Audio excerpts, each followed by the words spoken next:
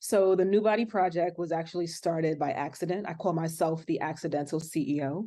I used to work at a bank, and I had lost my job due to the market downturn, and it was very hard for me to find work. I started to gain weight, and I became to be very depressed, and I decided that I need to figure out a way to take my body back. So after having two kids, of course, I gained all this weight and I was just stuck home and unemployed for some time. So as a joke, I went online and I applied to a job on Indeed.com for a fitness, at a fitness studio. And I didn't think anyone was going to hire me because, number one, I'm overweight. I'm a mom and I didn't really have time to go to the gym, and why even bother? So of course you're already throwing all these negative thoughts out into your mind, like this is not going to happen. But when something is meant for you to happen, it's meant to happen. So I applied to the job. They called me in for an interview, and I'm like, what the heck do I wear to a job? An interview at a gym. I mean, who really knows what to wear to an interview at a gym? And I have corporate on my mind this entire time, like all these years of working at the bank, corporate suits. You know what? I'm going to wear a suit to this gym job, and whatever they say, they say. So I walked in there, had my suit on, red lipstick, hair slicked back, and they loved me. I went through the interview process and they hired me. And I'm like, wait a minute, I'm overweight. How are they hiring me to work at this place? But they hired me as a member, as a director of membership services and development. And I started to help build the company and grow their sales. After a year into my employment, the company, the owner decided that she no longer wanted to run this business anymore. And she was just shutting down completely, no questions asked. She didn't want to even be a part of it anymore. So everyone in the community was very devastated, and they were just looking at each other and looking to me like, what are we going to do, Danielle? Everyone knows you. What are we going to do? Let's create a call to action. So the ladies of the fitness studio, we came together, had a meeting, and we decided to create a GoFundMe page, like a crowdfunding page. And that's where I was able to raise $3,000 with the help of the community of Park Slope and Gowanus. So I started my business with no money of my own, but through the community of Park Slope and Gowanus, and of course Brooklyn. And with that money, I was able to secure a space within another space to start building my women's boot camp called the New Body Project. So that's how I started the New Body Project. From there, it went from one location to another to the permanent location that it is housed at 82 6th Avenue. It wasn't a choice that I created. So the studio that I got hired at, it was already an all-women studio. And it was just something that I saw was great to continue. So when women get together, we often push each other a little bit more, and we are that minority group where we don't take care of ourselves, where we put everybody before us. So this was very important to me to maintain that community, so that way it's a safe space for women to be able to put themselves first and take their body back.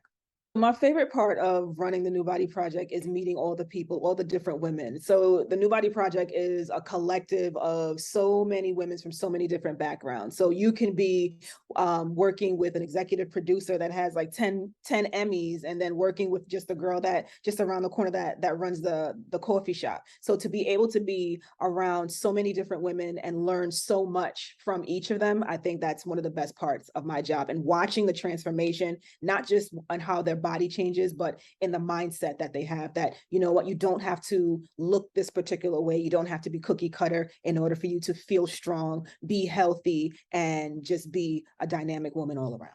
I think my studio stands out not just because it's an all-women's boot camp studio. I know that we are the only one in Brooklyn. I'm not sure if we're the only one in New York, but I definitely know that we're the only one in Brooklyn. My studio stands out because we are rooted in community. And a part of joining the gym is going through a consultation process. This is where we determine if we're fit for each other.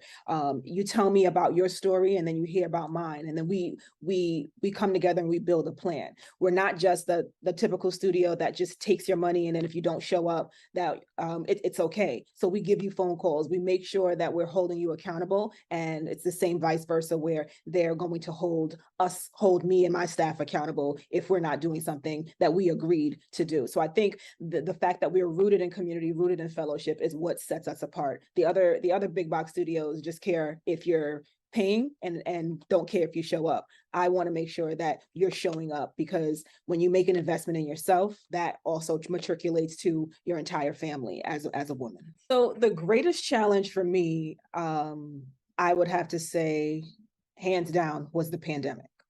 To be able to build a business that was extremely successful, and then to have it just taken away from you with no clear direction of what's going to happen, was the biggest challenge for me. So when I had to shut down, I didn't think it was going to be, 2.5 years of being shut down. I just thought maybe it's a week here, 2 weeks here, but then it just kept on going and going and going and going.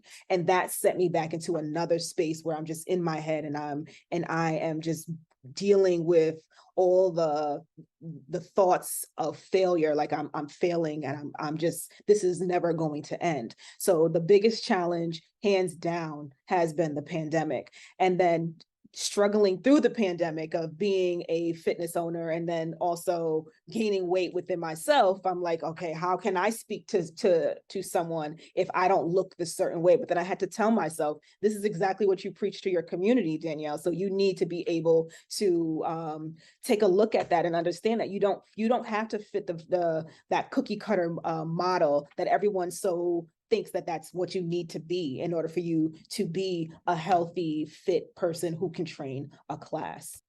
So in the very beginning, as you know, it was extremely difficult. Everything just stopped, and everyone had to catch their own bearings and figure out what was going on and how to move past it. So in the very beginning, that was extremely difficult. For everyone, because you didn't know what was happening. So I felt supported by my community, by them simply reaching out on a regular basis just to check on my well-being, because they knew how much I've invested in this business and how deeply rooted I was in the success of this business, that they just always wanted to make sure that I was okay.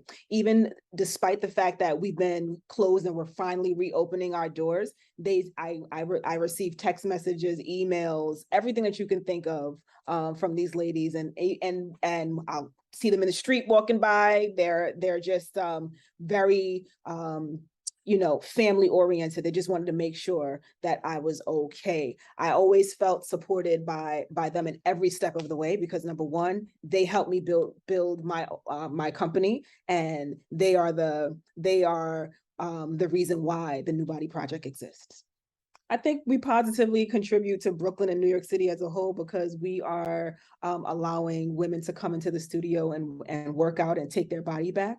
So once a woman puts themselves first, all things are possible. So if we can have more women come into the studio, taking their bodies back and putting themselves first, then that's going to matriculate into their job. That's going to matriculate into their children. It's going to matriculate into every single thing that they're doing. So that's how the New Body Project positively contributes to Brooklyn and New York City. We also step outside of that box, and we contribute to an organization, a nonprofit organization called the Ghana Desk Project. So one of our trainers is the founder of that nonprofit, and everyone that joins the gym, they have an initiation fee or a joining fee, and that a portion of that fee goes towards building a desk for a child in Ghana, because they either don't have a desk, or they have to bring their own chairs and tables to school. Imagine having to just have your book bag and a table and chair to go to school with. No. So the joining fee covers that,